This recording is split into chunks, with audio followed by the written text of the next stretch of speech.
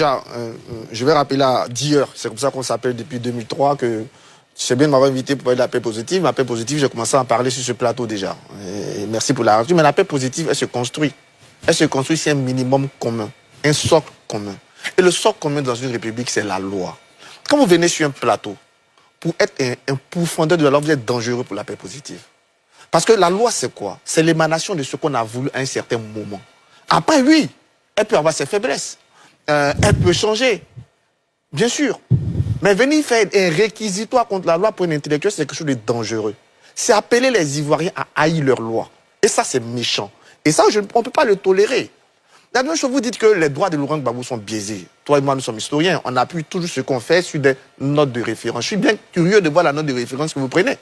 Parce que pourquoi moi je dis qu'ils ne sont pas biaisés? Moi, je m'appuie sur des choses. J'étais très crédible, je les répète pour vous. Première chose, même si vous méprisez la loi et la justice ivoirienne, elle a pris une décision. Mais ce n'est pas grave, je suis d'accord avec vous. Certains Ivoiriens à justice, comme partout dans le monde, certains peuvent penser que la justice ne sont pas bien.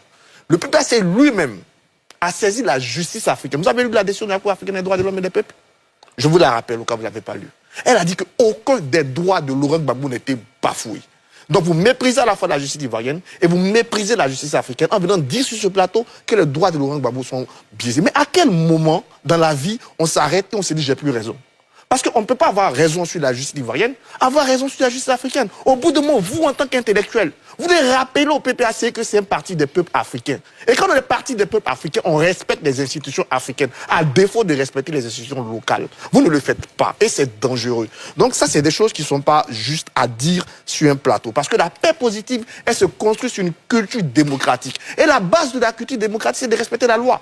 Quand on n'est pas d'accord avec une loi, comme dans toute démocratie, on a des moyens légaux pour contester cela, parmi lesquels des marches, parmi lesquels proposer des lois. Donc, au lieu de chaque fois, vous n'avez jamais demandé aux partis d'opposition de proposer des lois. Ça, je vais dire maintenant avant de revenir sur le meeting en soi. J'ai bien écouté Dr Kamenan, très collé à ses cours de sociologie politique, mais en réalité, Laurent Gbagbo avait déjà défini le coco avant de commencer. Il a dit deux choses. Un, il sera sur la liste. Hein? Deux, il va donner un mot d'ordre. Donc, il y a eu des séries de coco. Est-ce que ces objectifs ont été atteints? Non. Parce qu'en moment où nous parlons, il n'est pas encore sur la liste. Et hier, ces militants n'ont pas entendu de mot d'ordre. Donc, en réalité, ça n'a pas marché. Tout ce que vous avez fait pour expliquer, c'est beau, mais il a dit que le roman, c'est qu'il attendait de cela. Et ça n'a pas marché. Vous n'avez pas eu d'évolution du discours, non, c'est l'évolution de l'échec. Il a dit que Ouattara ne sera pas candidat, il l'est. Donc, c'est échoué. Ça, il ne faut pas dire sur le discours. C'est l'échec de son discours. Voilà. Et donc, il change aujourd'hui. Est-ce qu'il réussira? On verra. Mais je vais revenir maintenant sur le fond de ce truc. Landry a condamné les propos xénophobes. Oui, je comprends, mais ces propos xénophobes ne tombent pas du ciel. Laurent Gbagbo lui-même avait dit quelque chose. Je suis chez moi, quelqu'un vient, il m'empêche d'être candidat et il va être président. Quand tu dis que tu es chez toi, tu veux dire que l'autre n'est pas chez lui. Non, il ne faut pas être surpris. En fait, cette façon de s'aimer le vent et de s'étonner de récolter la tempête maker, il a sémé le vent. Il a dit qu'il était chez lui et quelqu'un est venu prendre sa place et il l'empêche d'être candidat. Il parle du président de la République.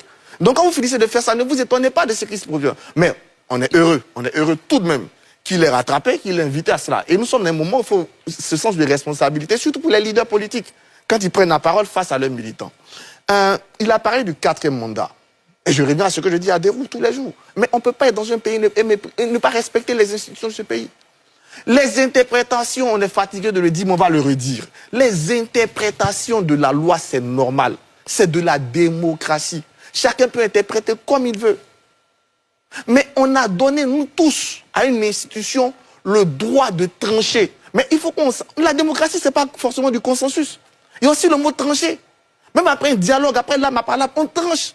Mais le Conseil constitutionnel a tranché.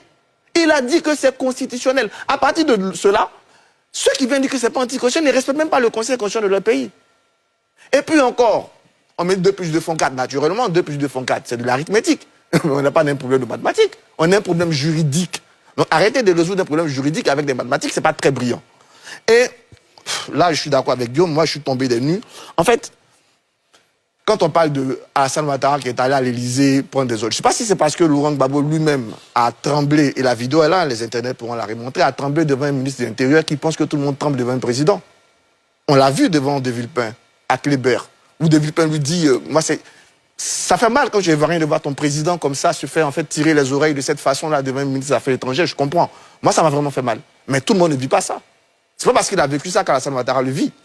Et deuxième chose, comme je l'ai dit, sur la France, mais quand même, franchement, Laurent Gbagbo n'a même plus, je suis désolé de dire, mais n'a plus de crédit par de ça. Il a pris 2 milliards de nos francs, 2 milliards de nos francs. Il a donné ça à chaque, et 2 milliards des années 2002. Donc imagine avec l'inflation, tout ça, ce que ça fait aujourd'hui. Donc on a fait tout ça. Je pense qu'on est vraiment très mal placé pour venir parler de ces choses-là. Pour me résumer, moi je pense que j'ai mal pour les militants du PPACI. Parce que quand on vous dit votre leader part le 16 août, alors que les candidatures se bouclent le 26 août, moi, militant, quand je vais là-bas, c'est pour savoir l'élection là, je vais faire quoi? L'élection, les candidatures là, ça se boucle le 26 août. Mon leader n'est pas sur la liste électorale. Donc, si on applique la loi, peut-être qu'il y a des gens qui ont mal à la loi sur ce plateau, je peux l'entendre. Mais si on applique la loi, mon leader ne va pas participer à l'élection. Et donc, moi, je ne veux pas participer à l'élection. Moi, je pense que, honnêtement, quand moi j'ai entendu que Laurent Gbagbo prenait la parole le 16 août, c'était pour avoir une démarche claire. Que va faire le PPACI avant le 26 août? Qu'est-ce que le PPACI et Laurent Gbagbo font pour participer à l'élection?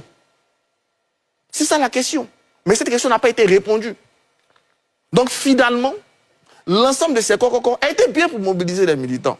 C'était bien pour montrer la dynamique qu'on peut avoir au sein du PPACI. C'était même bien pour renforcer l'alliance de cette opposition radicale. Parce qu'aujourd'hui, il y a deux oppositions en Côte d'Ivoire. Il y a une opposition radicale qui ne veut pas accepter les règles, qui compte donc sur la crise, ce qu'on entend ici, crise, tension, chienlit, tout ça, pour faire bouger les choses. Mais à côté, il y a quand même une opposition responsable dont on ne parle pas beaucoup. Comparé des gens qui aujourd'hui se préparent à aller aux élections. Je viens d'apprendre que Billon, par exemple, a terminé ses parrainages. J'ai parlé avec Assali la semaine passée qui m'a dit aussi qu'il a terminé. On voit Simone Gbagbo, on voit Don Melo, des gens qui veulent aller aux élections, qui veulent proposer aux Ivoiriens quelque chose d'autre. Parce que tous les Ivoiriens ne sont pas d'accord avec Alassane Ouattara. Il y en a d'autres qui veulent une alternative à Alassane Ouattara. Mais il ne faut pas les mettre en prison. Il faut leur donner cette alternative-là. Et malheureusement, le mieux placé ou les mieux placés pour donner cette alternative, ils sont radicalisés. Ils comptent aujourd'hui sur quoi? Ils comptent sur la bagarre, ils comptent sur l'insurrection, ils comptent sur la crise, ils comptent sur la tension. Donc cette opposition radicale, aujourd'hui, il faut quand même qu'elle trouve le moment, le moyen de ne pas mettre la Côte d'Ivoire en danger. Et de se dire que la vraie alternative, c'est dans les urnes. Et comment elle fait, elle, pour participer aux urnes. Très bien. Nous allons marquer une courte